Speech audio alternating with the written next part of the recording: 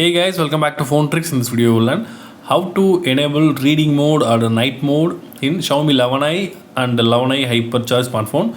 Without further ado, let's get started. First of all, you need to open settings.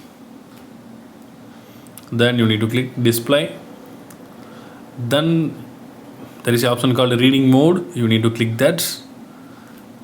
Then enable. So you can choose the two options from here. One is classic and another one is paper. Also, you can schedule the reading mode.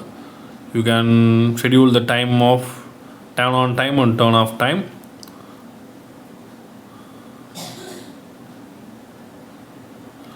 Also, you can choose the good night read, so it will automatically enable the after sunset. Also, you can disable from here. So that's all guys. I hope this video is very useful to you. If you like this video, hit thumbs up and do subscribe our channel for more updates. Thank you.